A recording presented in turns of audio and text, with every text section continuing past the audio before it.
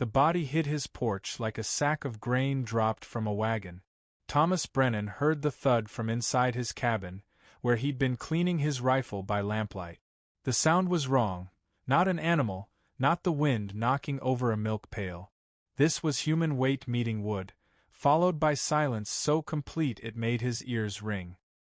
He grabbed the rifle and moved to the door, every instinct from his years as a cavalry scout screaming caution. Out here, 40 miles from the nearest settlement, unexpected visitors meant trouble. Bandits, maybe. Or Apaches testing his defenses. Or desperate men running from something worse than death. He opened the door with the rifle raised. A girl lay crumpled on his porch, face down, one arm stretched toward his door like she'd been reaching for salvation when her body gave out. She couldn't have been more than 16. Her dress was shredded, caked with trail dust and what looked like dried blood. Her feet were bare, torn to ribbons, leaving dark smears on the weathered planks. Dark hair spilled across her back in a tangled mat, and even in the dim light from his cabin, Thomas could see the rise and fall of her ribs, too pronounced, too desperate. She was still breathing. Barely. He scanned the darkness beyond his porch, searching for riders, for movement, for whatever had driven this child to his isolated homestead. The New Mexico night stared back, vast and indifferent. Somewhere in the distance, a coyote yipped. The wind carried the scent of creosote and dust and nothing else. Thomas lowered the rifle and knelt beside her. "Girl." His voice came out rough from disuse. He hadn't spoken to another human in 3 weeks. "Can you hear me?" No response. He pressed 2 fingers to her neck, found a pulse that fluttered like a trapped bird. Her skin burned with fever. He should have been more careful. Should have checked for wounds, for weapons, for signs this was some kind of trap. But something in the way she lay there, broken and trusting, having crawled God knew how many miles to reach his door, bypassed every lesson the war had taught him about suspicion. Thomas Brennan had spent the last 5 years convincing himself he didn't need people. That solitude was safety, that isolation was peace. He'd come to this corner of the territory specifically because it was empty, because no one would follow, because he could finally stop carrying the weight of other people's lives. And now this girl had literally collapsed at his feet. He slid his arms under her, she weighed almost nothing, and carried her inside. Her head lolled against his chest, and he felt the heat of her fever through his shirt. He laid her on his bed, the only bed, and lit 2 more lamps to see what he was dealing with. The blood on her dress came from dozens of small cuts, thorns, most likely, and rocks. Her feet were worse, shredded from walking without shoes across terrain that punished the careless. But it was her wrists that made his jaw tighten. Raw, abraded skin circled both wrists like bracelets of damaged flesh. Rope burns. Recent. Someone had tied her up. And she'd escaped. Thomas fetched water from his barrel, tore strips from a clean sheet, and began washing the dirt from her wounds. She didn't wake, didn't even flinch when he cleaned the worst of the cut. The fever had her in deep, and fever in this country was a coin flip with death. He'd seen it before. During the war. After the war. Bodies burning from the inside while you watched helplessly, knowing all the water and cool cloths in the world might not be enough. But he tried anyway. He cleaned her wounds, wrapped her feet in bandages, covered her with his spare blanket. Then he pulled up a chair and sat watching her breathe, rifle across his knees, waiting for whoever was coming. Because someone was coming. Girls didn't appear out of the desert with rope burns and terror in their unconscious expressions without someone coming to reclaim what they thought they owned. Hours passed. The lamps burned low. Outside, the night deepened toward that darkest hour before dawn when the world feels held between breaths. The girl's eyes opened. For a moment, she just stared at the ceiling, confused, probably trying to remember where she was. Then her gaze found Thomas sitting in his chair, rifle ready, watching her with the patient stillness of a man who'd learned to wait. Terror flooded her face. She tried to bolt upright, gasped at the pain in her feet, and nearly fell off the bed. Thomas raised one hand, palm out, the same gesture he'd used to calm spooked horses. Easy. You're safe. No one's going to hurt you. She didn't believe him. Her eyes darted to the door, the windows, searching for escape routes or threats or both. Her breath came in short, panicked gasp. What's your name? Thomas kept his voice low, steady. I'm Thomas. This is my home. You collapsed on my porch about 4 hours ago. I brought you inside, cleaned your wounds. That's all. Still she said nothing. Just watched him with eyes that had seen things no 16-year-old should see. He tried again. Are you hungry? That got through. Something in her expression shifted. Not trust, not yet, but a flicker of desperate need that overrode fear. She nodded once, a tiny movement. Thomas rose slowly, set the rifle aside where she could see it wasn't aimed at her, and moved to his stove. He ladled stew from the pot he'd made yesterday, venison, beans, onions, thick enough to stand a spoon in. He filled a bowl, grabbed a piece of cornbread, and brought it to her. She took the bowl with shaking hands and ate like someone who'd forgotten food existed. No manners, no hesitation, just survival eating. She finished in under a minute and looked at the bowl with something like betrayal that it was empty. There's more. Thomas took the bowl, refilled it, brought it back. She ate 3 bowls before finally slowing down. Color had returned to her cheeks, and some of the terror had receded from her eyes, replaced by exhaustion and wary calculation. Thank you, she whispered. Her voice was hoarse, damaged from screaming or thirst or both. You got a name? A long pause. Then, Eliza. Eliza. He tested the name. Who were you running from? Her face closed like a door slamming shut. She set down the empty bowl and pulled the blanket tighter around herself, a gesture of protection or defiance or both. Can't tell you. Can't or won't. Does it matter? She met his eyes, and he saw steel beneath the fear. They're coming either way. You should put me back outside before they get here. Safer for you. I'll decide what's safer for me. Thomas returned to his chair, picked up the rifle. How many are coming? 4. Maybe 5, if my uncle hired more men. Your uncle. She nodded, and something ancient and tired moved behind her eyes. He was taking me to Santa Fe. To marry a man there. A man who paid for me. The words came out flat, empty of inflection. I didn't want to go. So they tied me up, put me in a wagon. But the wagon wheel broke yesterday morning, and while they were fixing it, I got loose and ran. Thomas felt something cold settle in his chest. He'd heard of such things. Girls sold like cattle to men who wanted young brides or worse. It happened more than people admitted, out here where law was suggestion and money bought silence. How long did you run? All day. All night. I don't know. I just kept going until I saw your light. She looked at him with desperate intensity. They'll kill you if you protect me. My uncle, he doesn't forgive people who interfere with his business. You should. The sound of hoofbeats in the distance cut her off. Multiple horses. Coming fast. Thomas stood, moved to the window, peered through a gap in the shutters. Torches bobbed in the darkness, maybe a mile out. For riders, just like she'd said. Maybe 5, hard to tell in the dark. He turned back to Eliza, who sat frozen on his bed, her face drained of the little color the food had restored. Please, she whispered. Please just put me outside. Tell them you found me on your porch and didn't know. They'll believe you. But if you fight them, I don't negotiate with men who tie up children. Thomas checked his rifle's load, grabbed his ammunition, started loading extra rounds into his pocket. You stay inside. Stay low. Whatever happens, don't come out until I tell you. You don't understand. My uncle. I understand just fine. He met her eyes, and something in his expression made her fall silent. I spent 4 years watching good men die for bad reasons. I'm not about to watch a girl get dragged away to be sold, because I was too much of a coward to do what's right.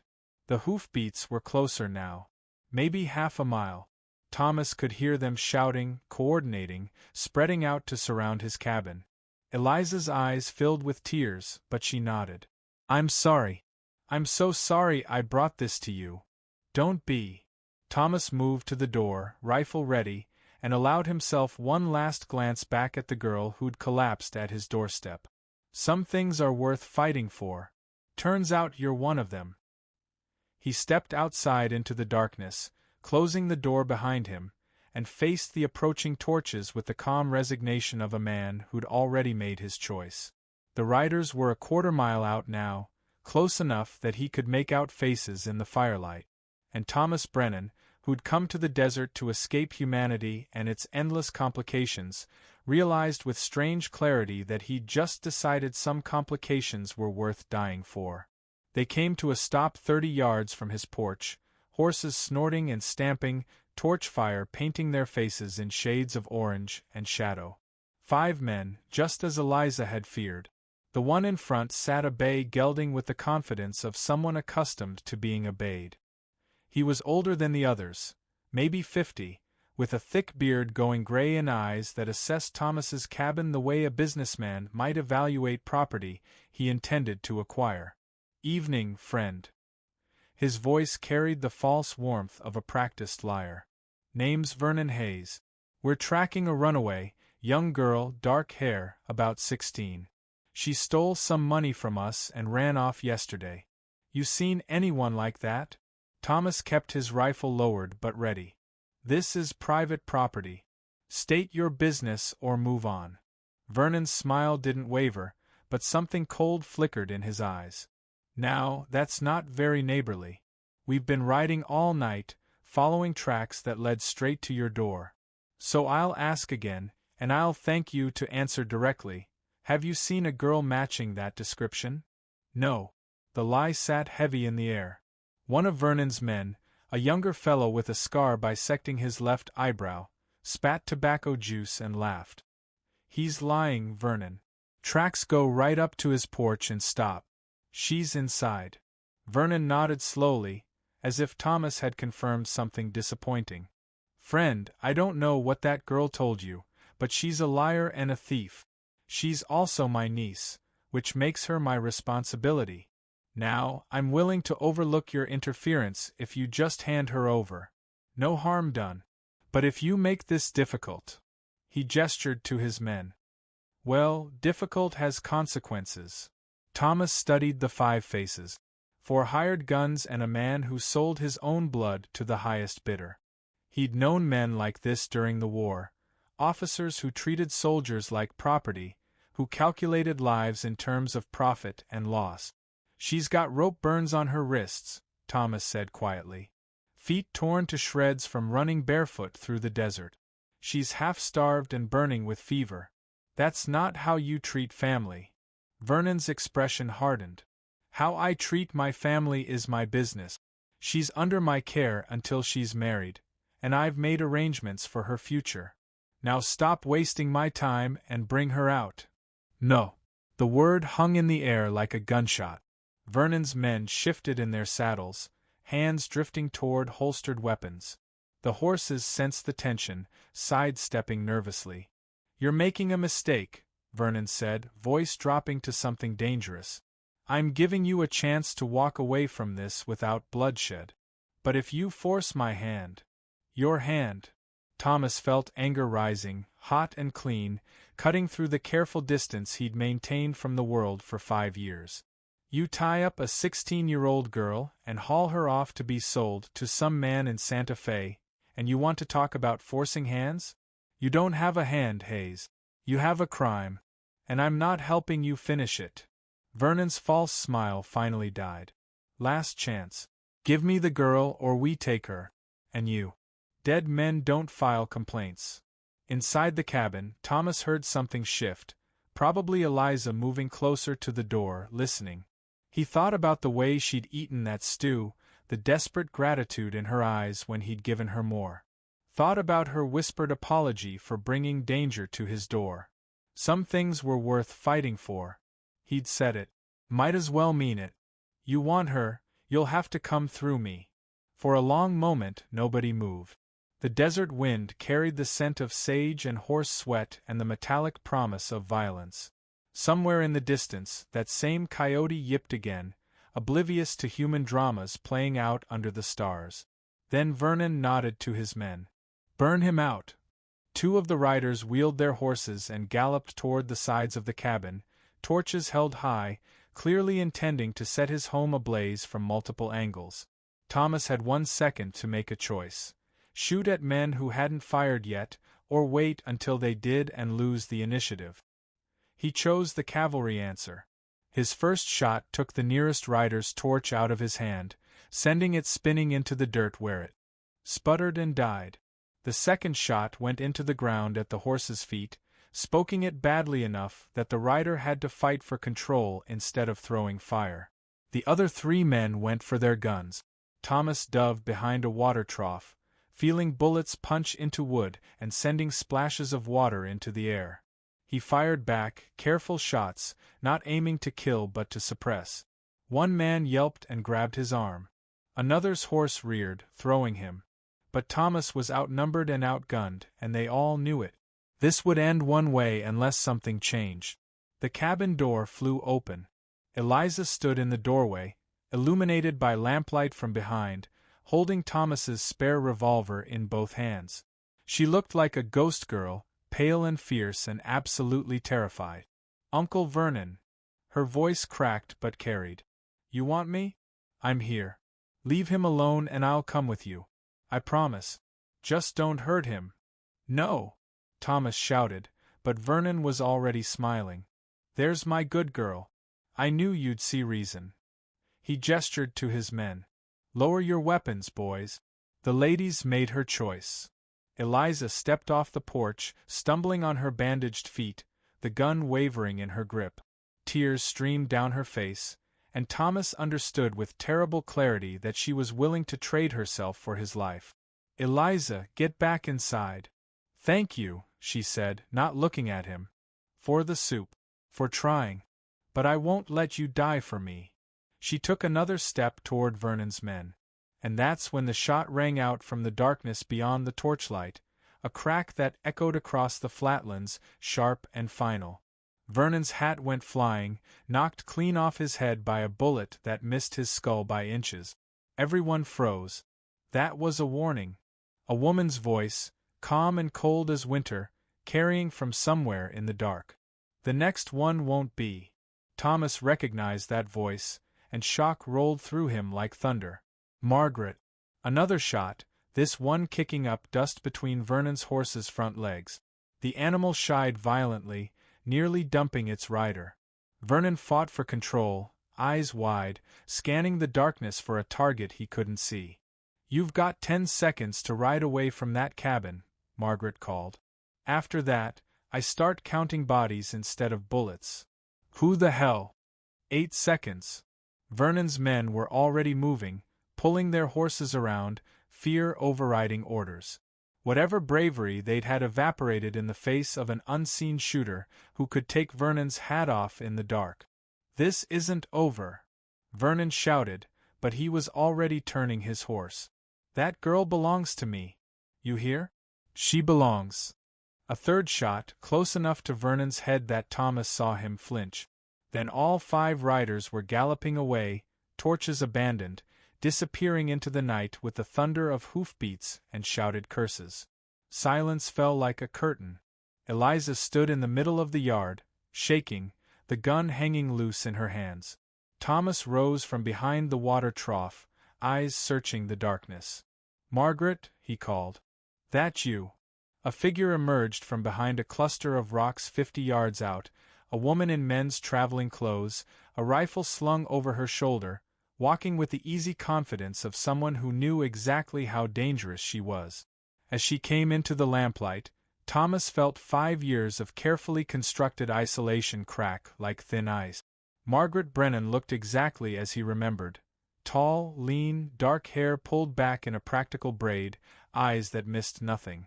His older sister. The one person he'd never expected to see again. "Hello, Tommy." She stopped at the edge of the porch, looked him up and down, then nodded toward Eliza. "I see you've been busy. What are you doing here? Would you believe passing through? At his expression, she smiled, sharp and knowing. Fine. I came looking for you. Been tracking you for a month. Figured it was time someone checked if you were still alive. Her gaze shifted to Eliza. Though it looks like you're playing nursemaid now. That's new. Eliza lowered the gun, confusion and exhaustion warring on her face. Who? Family, Thomas said, and the word felt strange in his mouth after so long. Apparently. Margaret walked past him into the cabin like she owned it, rifle still in hand, and Thomas realized with a mixture of dread and something uncomfortably close to relief that his carefully isolated life had just gotten very complicated. Vernon Hayes would be back. Margaret had questions. And somewhere in the middle of it all stood a girl who'd collapsed at his doorstep and accidentally reminded him that some connections couldn't be severed, no matter how far you ran. Dawn broke cold and clear, painting the desert in shades of rose and gold that did nothing to dispel the tension hanging over Thomas's cabin like smoke. He'd spent the night taking shifts with Margaret, both of them watching the approaches while Eliza slept fitfully on the bed, fever breaking sometime around midnight. Now, with coffee steaming in tin cups and the sun climbing above the eastern ridge, they had to face facts. He'll be back, Margaret said. She sat on the porch steps, rifle across her knees, eyes scanning the horizon. Men like Vernon Hayes don't forgive being humiliated. Especially not by a woman shooting from the dark. I know. Thomas leaned against the doorframe, exhaustion weighing on him. Question is whether he comes back with 5 men or 50. 50 seems excessive for one girl. It's not about her anymore. It's about pride. He took a long drink of coffee, bitter and strong. He can't let this stand. Word gets around that someone defied him and lived. His whole operation falls apart. He'll make an example. Inside, they heard Eliza stirring. Thomas went in and found her sitting up, looking more alert than she had since arriving. The fever flush had faded from her cheeks, and her eyes had lost some of their haunted quality. Morning, he said. Is she really your sister? Eliza gestured toward the porch where Margaret sat. Unfortunately. The word came out with more affection than Thomas intended. Margaret's a guide. Leads wagon trains and hunting parties. Best tracker I've ever seen, which is why I should have known she'd find me eventually. I didn't mean to bring this trouble to you. Either of you. Eliza's voice trembled. Maybe if I just went with him. Stop. Margaret appeared in the doorway, expression hard.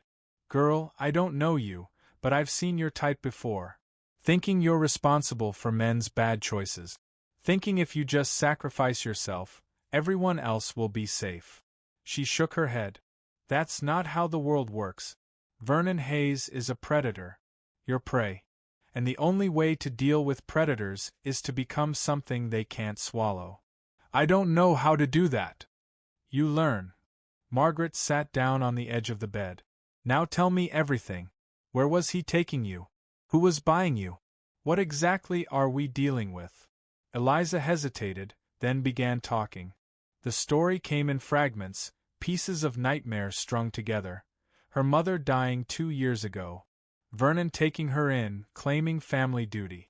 Months of decent treatment, then the sudden announcement of a marriage arrangement with a man named Cordell in Santa Fe. A wealthy man, Vernon said. A man who'd pay handsomely for a young bride and wouldn't ask questions about her origins. Cordell. Margaret's expression darkened. Jacob Cordell? Eliza nodded. You know him? Know of him? He's a territorial judge, rich, powerful, connected. Also known for having wives who disappear. Margaret looked at Thomas. This is worse than I thought. If Cordell's involved, Vernon has protection all the way to the governor's office. We can't just run to the law. So what do we do? Thomas asked. Before Margaret could answer, the sound of hoofbeats drifted across the morning air. Multiple riders. A lot of them. All 3 of them moved to the windows. Thomas counted 12 riders this time, approaching from the north in a loose formation that spoke of military discipline. Vernon was at the front, but beside him rode someone new, a man in a black suit with a silver star pinned to his vest. Territorial Marshal, Margaret breathed. Vernon bought himself some legitimacy. They watched as the riders approached, stopping just beyond rifle range. Vernon cupped his hands and shouted, "Thomas Brennan! I'm here with Marshal Dawson of the Territorial Court. We have a warrant for the return of Eliza Hayes, who ran away from her legal guardian. Send her out, and there'll be no charges against you. Refuse, and you'll be arrested for kidnapping and harboring a fugitive." Thomas looked at Eliza, who'd gone white. "Is that legal? Can they do that?" "If the marshal's real and the warrant's real, yes." Margaret's jaw tightened. Vernon probably filed complaints yesterday, claimed she stole from him. With Cordell's connections, he could get any paperwork he wanted. "So we're trapped." Eliza's voice was hollow. "I have to go with them." "No." Thomas surprised himself with the firmness of the word. "There has to be another way." "What way?" "They have the law. They have guns. They have—" Eliza stopped, something shifting in her expression. "Wait. Vernon said I stole money from him, right? That's the charge." "Probably. What if I didn't? What if there's proof I didn't?" She grabbed Thomas's arm. "My mother left me a letter. It's hidden in the wagon, the one that broke down. The letter says she left me money, hidden in a bank in Denver. It's mine legally. Vernon knew about it and was trying to marry me off before I turned 18 and could claim it." Margaret stood straighter. "That changes things. If we can prove Vernon's the thief." "The wagon's 2 days' ride from here," Thomas interrupted. "And surrounded by Vernon's men. We'd never get to it." Outside, Vernon was shouting again. "You've got 5 minutes to decide. After that, we're coming in." Thomas's mind raced, running through scenarios, calculating odds. 12 men against 2 adults and 1 injured girl. A marshal with legal authority, however corrupt.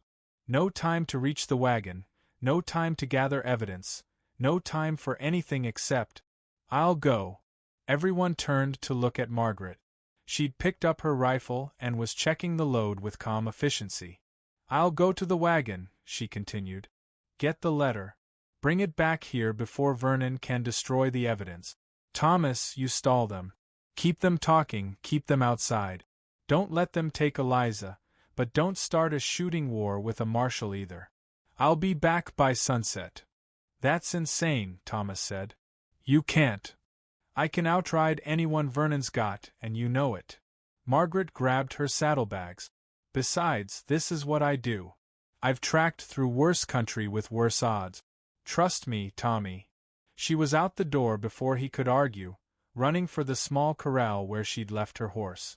Thomas watched her saddle up with practiced speed, then gallop east, disappearing into the broken country beyond his homestead. Vernon noticed. Thomas saw him gesture, saw 3 riders break off to follow Margaret. 3 minutes, Vernon shouted. "Then we're coming in." Thomas looked at Eliza, saw fear and determination and something that might have been hope fighting for control of her expression. Outside, 12 men waited with guns and badges and the crushing weight of corrupt authority. His sister was riding into danger. The girl he'd tried to save was about to be dragged back to a nightmare. And he was one man with limited ammunition in a cabin that wouldn't survive a sustained assault. The war had taught him to calculate odds, to know when fighting was brave and when it was just suicide. But it had also taught him something else. Sometimes the only way to win was to refuse to accept the terms of defeat. Thomas grabbed his rifle, checked the load, and stepped onto the porch. "Marshal," he called. "I want to negotiate." Vernon smiled, victorious. The marshal, a heavy-set man with a gray mustache, nodded and urged his horse forward a few paces. "Smart choice, son. Send out the girl and we'll—" "No." Thomas cut him off. "I keep the girl until sunset. You give me that, I'll hear your warrant. I'll look at your paperwork, and if everything's legal and proper, she'll come out willingly. But not before sunset. That's the offer." "That's not how warrants work," the marshal growled. I don't negotiate with. You're negotiating right now. Thomas kept his voice steady. Because if you try to force this, people die. Maybe me. Maybe some of your men. Maybe you. And for what? Vernon Hayes's pride? That seem worth it, Marshal? He saw calculation in the lawman's eyes. Whatever Vernon was paying him, it probably wasn't enough to die for. Sunset, Thomas repeated. 6 hours. Then we talk. That's reasonable, and you know it. The marshal looked at Vernon, who was clearly furious but trying to hide it. A long silence stretched across the morning, broken only by hoarse sounds and the whisper of desert wind. Sunset, the marshal finally agreed. But if that girl isn't on this porch at sundown, willing or not, we're coming in. And federal charges will be the least of your problems. They withdrew to a distant ridge, close enough to watch but far enough to avoid a sniper's bullet. Thomas watched them go, then returned inside where Eliza sat with her arms wrapped around herself, trembling. What happens at sunset? She whispered. Thomas checked the position of the sun through the window. 6 hours for Margaret to ride there, find the letter, and ride back. 6 hours to outsmart or outrun Vernon's riders. 6 hours to prove that a girl wasn't property, and that sometimes the law could be made to serve justice instead of corruption. We find out if faith in family is smarter than faith in luck, he said. And they settled in to wait, while the sun crawled across the sky and the men on the ridge watched like buzzards waiting for something to die. 3 hours until sunset, and still no sign of Margaret. Thomas paced the cabin, checking windows, calculating angles, running through scenarios that all ended badly. Eliza sat at his small table, picking at a plate of food she couldn't seem to eat, watching him with eyes that had grown old too fast. Tell me about your sister, she said finally, breaking the silence that had stretched between them like wire pulled tight. Thomas stopped pacing. Why? Because I'm scared, and talking about something else might help. And because... She gestured vaguely. Because I want to know who's risking her life for me. Besides you. He considered refusing, keeping the distance he'd maintained between himself and personal questions for 5 years. But something about the way Eliza sat there, young and terrified but trying to be brave, cracked through his defenses. Margaret's 2 years older than me, he said finally. Raised me after our parents died. I was 12, she was 14. We had an aunt who was supposed to take us in, but she didn't want the burden. So Margaret lied about her age, got work as a camp cook, and kept us fed until I was old enough to enlist. That's why you trust her. She's always taken care of you. More than that. Thomas sat down across from Eliza. During the war, I wrote her letters, told her things I couldn't tell anyone else. And when I came back changed, angry, broken, she didn't try to fix me. She just accepted it. Let me disappear out here when everyone else said I was being cowardly. Is that what you think? That you're a coward? The question hit harder than he expected. I think I got tired of watching people die. Tired of making decisions that got good men killed. So I ran. Found this empty piece of desert and convinced myself that solitude was virtue. But you didn't run 2 nights ago, when you could have put me back outside. Thomas met her eyes. No, I didn't. Why? He thought about lying, about giving her something noble and clean. But Eliza deserved better than comfortable lies. Because I was tired of running. Because you reminded me that some things are worth the risk. Because... He paused, searching for words. Because maybe I wanted to prove I could still be the man I was before the war taught me not to care. Eliza reached across the table and took his hand. Her grip was surprisingly strong for someone who'd been half dead 2 days ago. You're a good man, Thomas Brennan. Whatever the war made you believe about yourself, that's the truth. A good man. He wanted to argue, to list all the ways he'd failed and run and hidden. But the words stuck in his throat, blocked by something that felt dangerously close to hope. A knock at the door, sharp and distinct. Both of them jumped. Thomas grabbed his rifle, moved to the window, peered through a crack in the shutters. The marshal stood alone on his porch, hands visible and empty. "Mr. Brennan," the lawman called. "I'd like a word. Just you and me. No tricks." Thomas glanced at Eliza, who nodded. He opened the door but kept the rifle ready. "Marshal." Up close, the lawman looked tired. Deep lines bracketed his mouth, and his eyes held the weary cynicism of someone who'd enforced too many bad laws for too many bad men. "Son, I'm going to be straight with you. Vernon Hayes is paying me $500 to bring that girl back. That's a lot of money for a marshal who makes $60 a month." He paused. "But I've been doing this job for 20 years and I've learned to read people. You're not a kidnapper. And that girl in there? She's not a thief." Thomas said nothing, waiting. "Problem is, I've got a warrant. Legal paperwork, signed by a territorial judge. And if I don't serve it, I lose my badge and probably worse. Vernon's got connections that reach all the way to Santa Fe." The marshal rubbed his face. "So here's what I'm offering, if you can show me proof.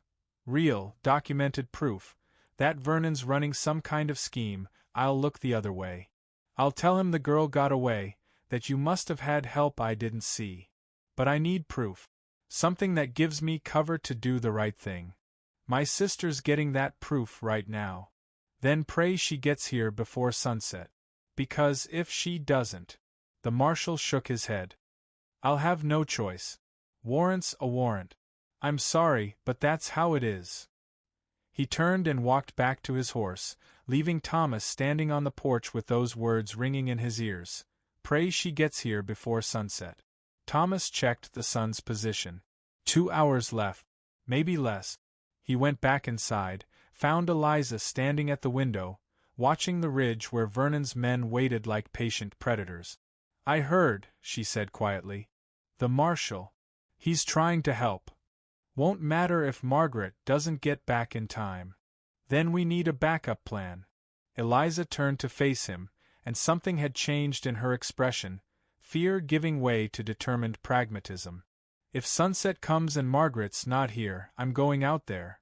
I'll tell Vernon I'll go with him, but only if he lets you go free. That's the deal." "Absolutely not. Listen to me." She grabbed his arms. "You said I reminded you that some things are worth the risk. Well, you reminded me too. Reminded me that I don't have to be a victim. That I can choose who I am, even when the choices are terrible. And I choose not to let you die for me." "Eliza." "No. You don't get to argue. This is my choice." Tears slid down her cheeks, but her voice stayed steady. "You gave me soup and shelter and hope when I had none of those things. You can't know what that means.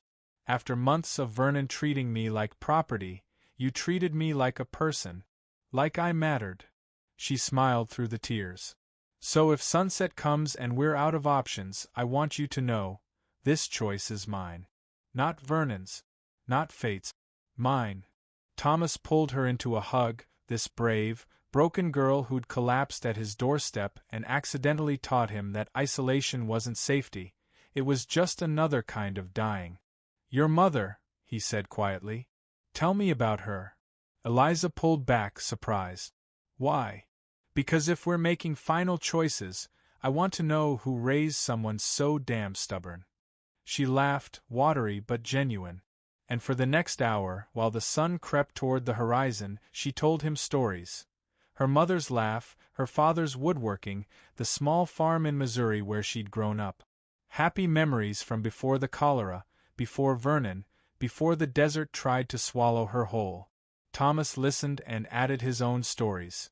Margaret's fierce protectiveness, their parents' kindness, the good moments before the war taught him that moments were all you got. They were still talking, still finding human connection in the shadow of potential disaster, when hoofbeats thundered across the flatland. Margaret appeared on the ridge, riding hard, something clutched in her hand that caught the afternoon light. She'd made it. And in the distance, Thomas heard Vernon shouting orders, saw riders moving to intercept, saw the marshal standing and staring at the approaching figure with an expression caught between relief and dread. 30 minutes until sunset. It was going to be close. Margaret hit the ground running, her horse lathered and blowing hard from the brutal ride. She vaulted onto Thomas's porch and thrust a folded paper into his hands, speaking in gasps between breaths. Letter from her mother naming Eliza sole beneficiary of $2,000 held in Denver First National Bank. She bent over, hands on knees. Also, Vernon forged documents, trying to claim he was executor. Bank refused, that's why he was rushing the marriage. Needed Eliza under Cordell's control before she turned 18. Thomas scanned the letter. Yellowed paper, careful handwriting, a mother's love preserved in ink and legal language. It was dated, signed, witnessed by a bank officer. It was irrefutable. Vernon and his men were galloping toward the cabin, clearly intending to intercept before the marshal could see the evidence. But the lawman was already moving, spurring his horse down from the ridge, hand on his holstered weapon. "Thomas Brennan," the marshal bellowed. "That document better be what you promised." Thomas stepped off the porch, Margaret and Eliza flanking him, and held up the letter as Vernon's riders thundered to a stop in a cloud of dust and fury. "It's a letter from Eliza's mother," Thomas called, loud enough for everyone to hear. "Dated 2 years ago. Names Eliza as sole beneficiary of funds held in trust. Also mentions attempts by Vernon Hayes to claim executor status through fraudulent means. The bank refused." He looked directly at Vernon. "That's why you needed her married off to Cordell. You needed someone with legal authority to access her inheritance. This was never about family. This was theft." Vernon's face went dark. "That's a lie. That letter's a forgery." "It's notarized," Margaret interrupted. "Witnessed by a bank officer whose signature can be verified. And there's more." She pulled out a second document. "Telegraph from the Denver bank sent today, confirming the account exists and that Vernon Hayes filed a claim that was rejected for insufficient documentation. They'll testify if needed." The marshal took both documents, read them carefully while Vernon sputtered protests. The lawman's expression shifted from skepticism to anger to cold professional assessment. "Mr. Hayes," he said finally, "this warrant is based on your claim that Miss Hayes stole money from you. But according to this evidence, the money in question belongs to her, not you. Which means you filed a false report with territorial authorities." He folded the papers. "I'm going to need you to come with me to Santa Fe.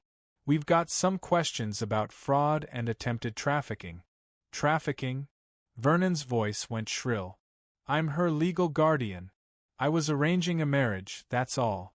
"That's not trafficking, that's selling a 16-year-old to a man twice her age against her will?" The marshal's voice was ice. "That's exactly trafficking, Mr. Hayes. And in this territory, it carries a mandatory prison sentence." Vernon's hand dropped toward his gun. 3 things happened simultaneously. Thomas raised his rifle, Margaret drew her revolver, and the marshal's weapon cleared leather with practiced speed. "Don't," the lawman said quietly. "I've had a long day, and I'm not in the mood for funerals. Drop the weapon. Now." For a long moment, Vernon's face worked through a dozen expressions: rage, calculation, desperation. His riders sat frozen, caught between loyalty and self-preservation. The desert wind whistled through the standoff, carrying dust and possibility and the promise of violence. Then Vernon's shoulders sagged. His hand moved away from the gun. "This isn't over," he said, but the words lacked conviction. "Actually, it is." The marshal gestured to his deputies. "Cuff him. We're riding for Santa Fe tonight. And you 3, he nodded to Vernon's hired guns. "I'd suggest you find new employment. Men who work for traffickers tend to face serious questions from territorial courts." They scattered like leaves before a storm, spurring their horses and disappearing into the desert without a backward glance. Vernon stood alone, wrists being bound with iron, his empire of corruption crumbling in the late afternoon sun. The marshal approached Thomas, tipped his hat. "You've got spine, son. And your sister's hell on horseback. That evidence probably saved lives today. He glanced at Eliza. Miss Hayes, I'll make sure the territorial court validates your mother's will. The money's yours, legally. And if you need a statement about Vernon's actions, I'll provide it. Thank you, Eliza whispered. They watched as the marshal and his deputies led Vernon away, a parade of justice that felt both satisfying and strangely hollow. Because justice didn't erase trauma, didn't heal wounds, didn't answer the question of what came next. That night, after the riders had vanished and the desert had reclaimed its silence, the three of them sat on Thomas's porch under a sky thick with stars. Margaret had a bottle of whiskey she'd produced from her saddlebags, and they passed it around, taking small sips that burned and grounded and reminded them they'd survived. What happens now? Eliza asked finally. Margaret looked at Thomas, eyebrow raised. It was his cabin, his decision. Thomas thought about the years of isolation, the careful distance he'd maintained from human connection. Thought about Eliza collapsing on his porch, and the choice he'd made to bring her inside instead of turning away. Thought about Margaret risking her life to save a girl she'd never met, because family meant showing up when it mattered. Well, he said slowly, I've got a cabin that's bigger than one person needs. And I've been thinking about expanding, maybe building a second room, fixing up that old barn, running some cattle. Could use help with that kind of work. Are you offering me a job? Eliza's voice held cautious hope. I'm offering you a home. If you want it. No strings, no obligations. Just a place to be until you figure out what comes next. Tears slid down her face, but she was smiling. I'd like that. Good. Margaret took another sip of whiskey. Because I'm tired of worrying about Tommy out here alone. Nice to know someone sensible will be keeping an eye on him. She stood, stretched.